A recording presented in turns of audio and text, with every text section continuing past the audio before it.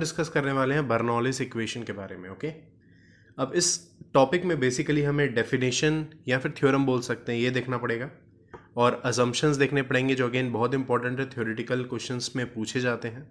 और Bernoulli equation के derivation देखनी पड़ेगी। ठीक है, तो जनरली तो आइडल फ्लूइड के लिए ही डेरिवेशन पूछता है, लेकिन हम रियल फ्लूइड के लिए भी देखेंगे। ओके, आइडल और रियल फ्लूइड में सिर्फ विस्कोसिटी का फर्क है।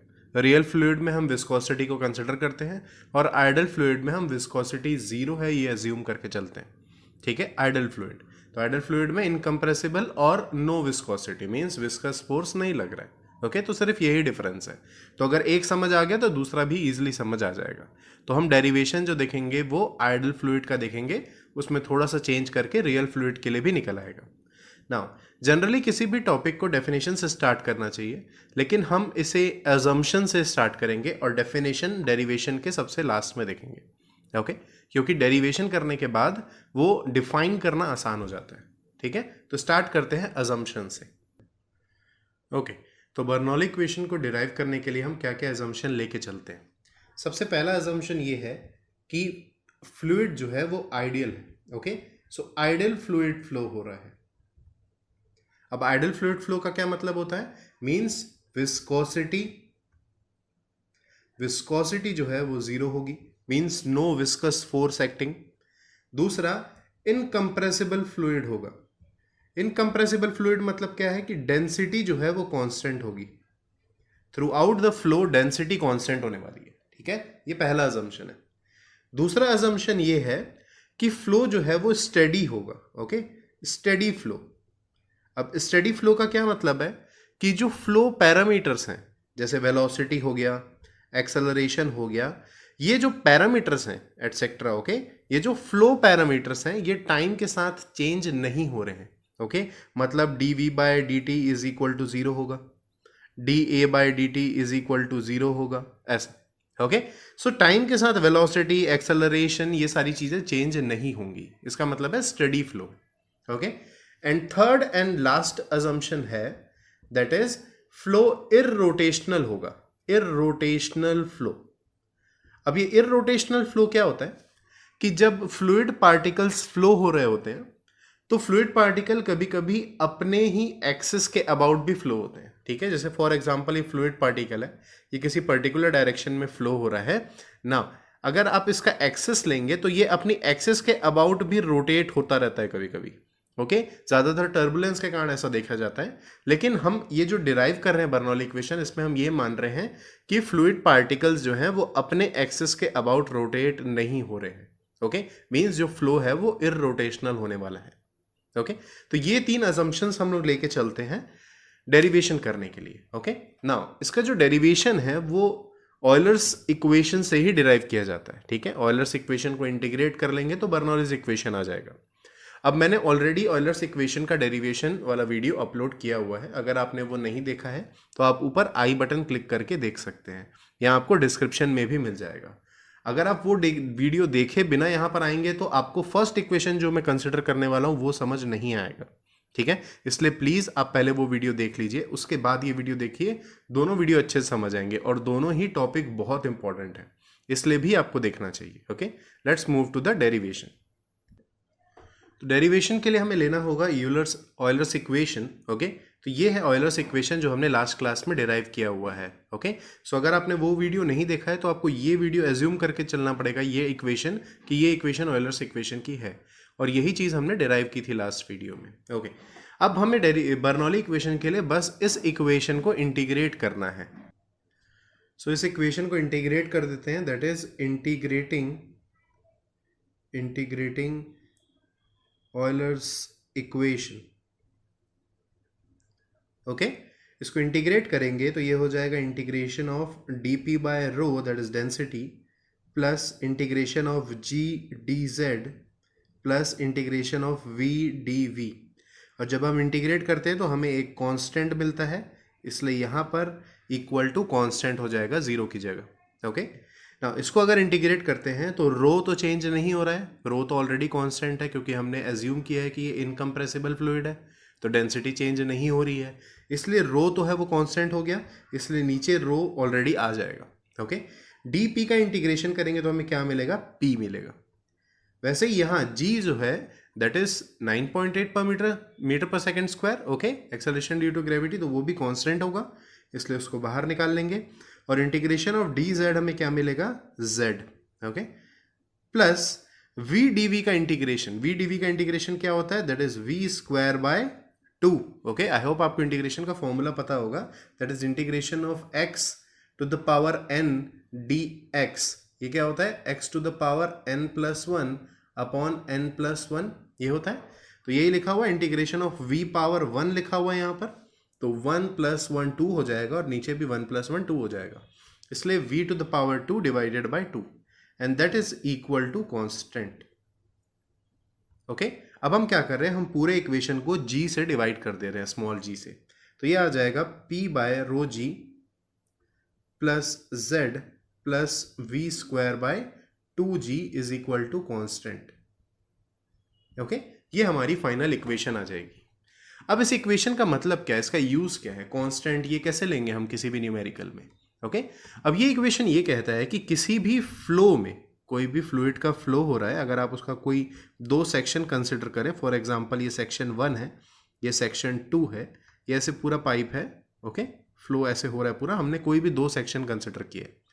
तो किसी भी फ्लो में जब आप कोई भी दो सेक्शन कंसिडर करते हैं तो इन दोनों सेक्शन में ये चीज कांस्टेंट रहने वाली है। मतलब फर्स्ट सेक्शन में that is p1 by rho g plus z1 plus v1 square by 2g बराबर होगा सेकेंड सेक्शन पे भी, that is p2 by rho g plus z2 plus v2 square by 2g। ये कांस्टेंट का मतलब है कि ये वैल्यू जब आप ऐड करेंगे तो वो हमेशा कांस्टेंट होगी, ओके। तो किसी भी दो सेक्शन को जब आप कंसिडर करेंगे तो ये इक्वेशन आपको देखने को मिलेगा और यही बर्नौलीज इक्वेशन है, ठीक है। आई होप आपको समझ आ रहा होगा इसको न्यूमेरिकल में कैसे यूज करना है। अब थोड़ा स्टडी करते हैं कि ये इक्वेशन क्या बोलता है। अब इस इक्वेशन में जो पहला टर्म है that is p by rho जी, ये है प्रेशर एनर्जी, प्रेशर एनर्जी, या फिर इसे बोल सकते हैं प्रेशर हेड, प्रेशर हेड। दूसरा ये जो v स्क्वायर बाय 2g लिखा हुआ है, इसे काइनेटिक एनर्जी, काइनेटिक एनर्जी या फिर again kinetic head, kinetic head. तीसरा जो z वाला टर्म है ये है पोटेंशियल एनर्जी, हाइट की वजह से जो होता है पोटेंशियल एनर्जी, ओके, या फिर बोल सकते हैं पोटेंशियल हेड, पोटेंशियल हेड। एक और टर्म इसको देते हैं वो है datum energy, okay. Datum means जो रेफरेंस लाइन होती है, ओके, वहां से जब आप हाइट कंसिडर करोगे उसको बोलते हैं डेटम एनर्जी, ठीक है। तो ये इन तीन टर्म्स का मतलब है जो इस बर्नौली इक्वेशन में यूज हो रही है, ओके। आई होप आपको समझ आ रहा होगा। अब इसी की हेल्प से अगर आप बर्नौली इक्वेशन को डिफाइन करना चाहोगे तो बर्नौली इक्वेशन बोलता है, जो हमने एजम्पशन किया था उसको और इस इक्वेशन को रिलेट करके हम डेफिनेशन लिखेंगे। बर्नौली इक्वेशन या बर्नौली थ्योरम बोलता है कि in steady ideal flow, okay, यही हमने एजम्पशन में लिया था, in steady and ideal flow total energy at any point is constant. Total energy, energy कौन कौन सी है, ये तीन एनर्जी है। Total energy at any point is constant and the total energy consist of pressure energy, kinetic energy and potential energy, okay, that's it. ये आपका definition हो गया बर्नौली इक्वेशन या बर्नौली थ्योरम हो गया। क्या बोलता है कि in steady and ideal flow total energy at any point is constant where total energy consist of pressure energy, potential energy and kinetic energy, that's it, okay. Now ये तो हो गया आइडल फ्लूइड की बात, अभी तक हमने की है आइडल फ्लूइड की बात, ओके। अब हम देखते हैं रियल फ्लूइड में क्या चेंज हो जाएगा। अब ये हमने इक्वेशन देखा था आइडल फ्लूइड के लिए। आइडल फ्लूइड में हमने विस्कोसिटी को 0 माना था, ओके। लेकिन आइडल फ्लूइड जैसा फ्लूइड एग्जिस्ट ही नहीं करता है, तो नाम से बताता है कि वो एक आइडल सिचुएशन है जो कभी एग्जिस्ट ही नहीं करती है, ओके। तो नॉर्मली हमारे पास जो फ्लूइड अवेलेबल होते हैं वो रियल फ्लूइड होते हैं जिसमें विस्कोसिटी 0 नहीं होती है, ओके। सो ये विस्कोसिटी क्या है, ये 0 नहीं होती है। विस्कोसिटी क्या है कि जब फ्लूइड फ्लो होता रहता है तो फ्लूइड के डिफरेंट लेयर्स के बीच में फ्रिक्शन फोर्स लगता है। ओके, तो फ्लूइड जितना ज़्यादा विस्कस होगा उतना ही ज़्यादा फ्रिक्शन लग रहा होगा, लेकिन हम आइडल फ्लूइड में वही फ्रिक्शन को हम जीरो मान के चल रहे हैं। ओके, लेकिन वो रियल फ्लूइड में ऐसा एग्जिस्ट नहीं होता है, इसलिए रियल फ्लूइड में हमें वो फ्रिक्शन फोर्स जो डिफरेंट लेयर्स के बीच में लगता है उसको कंसिडर करके चलना पड़ेगा। अब वो फ्रिक्शन की वजह से क्या चेंजेस हो जाएंगे? ओके, फॉर एग्जांपल मैं आपको बोल रहा हूं कि फर्स्ट सेक्शन में टोटल एनर्जी है 100 किलो जूल। फ्लूइड के पास टोटल एनर्जी 100 किलो जूल है, सिर्फ एग्जांपल के लिए हम ले रहे हैं। तो अगर ये फ्लूइड रियल फ्लूइड है तो इसमें कुछ फ्रिक्शन फोर्स लग रहा होगा, मींस यहां से यहां तक पहुंचने में कुछ लॉसेस हो जाएंगे। टोटल एनर्जी अब 100 किलो जूल नहीं रहेगी, फ्रिक्शन की वजह से कुछ लॉसेस हो जाएंगे। मींस 100 किलो जूल वाली एनर्जी फॉर एग्जांपल अब 90 किलो जूल ही बची है। तो बस डिफरेंस यही हुआ है कि यहां से यहां जो एनर्जी का चेंज हुआ है वो फ्रिक्शन फोर्स या फिर विस्कोसिटी जीरो नहीं होने की वजह से हुआ है। इसलिए हम पहले में तो टोटल एनर्जी कंसिडर करेंगे ही करेंगे, प्लस दूसरे में टोटल एनर्जी के साथ लॉसेस भी कंसिडर करते हैं।